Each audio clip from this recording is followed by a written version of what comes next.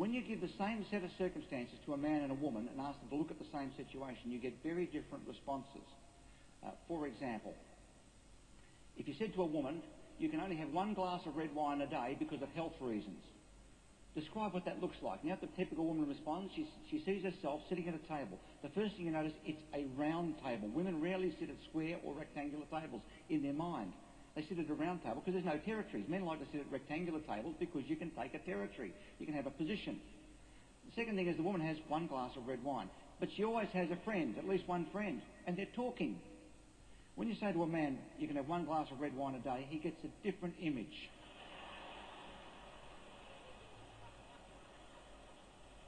If you say to a man or woman, describe for me an exciting, relaxing, fun time in a jacuzzi. What's a fun time in a jacuzzi look like to a man? And how would a woman describe the same event?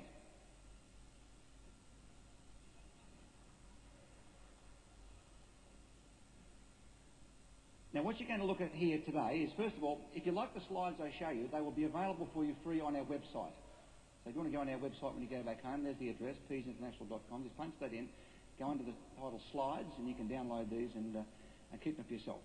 We're going to talk about the subject of 2 of these best-selling books. These 2 books have sold almost 12 million between them.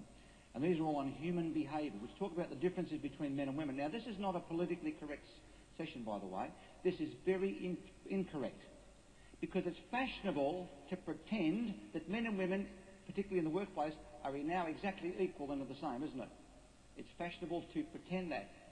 And heaven help you guys if you try to say that's not true. If you try to say that men are better at something than a woman isn't, you are going to be chased out of this country with a very big stick. This has the potential of sounding very sexist, doesn't it? It really does, but it's not. It's very objective. It's important you understand what we're going to talk about here. What you're looking at here is a brain scan. Now, this is a composite brain scan of 50 men. Now, we're looking at the top of the brain, looking down. The areas you see in black on the screen are the areas where the maximum blood flow is. That is, it's electrically activated. That's the part of the brain these 50 men were using when they were given certain tasks to perform. Now, if this had been 50,000 years ago, if you could have taken these scans then, and it's generally agreed that over the last 50,000 years, the general operation of male brains has not changed. This creates serious problems. Here we are in an equal opportunity, politically correct environment where it's fashionable to pretend we're the same. We're running around with 50,000-year-old biology in our heads. This gives us all sorts of terrible problems. If this had been 50,000 years ago, I'll tell you what these men would have been doing. They were sitting down somewhere on the savannah and they're doing this. And they've located a target out there. They can see something moving. It looks like it might be a moving zebra. And they're working out, using the black part of the brain here, how far away it is.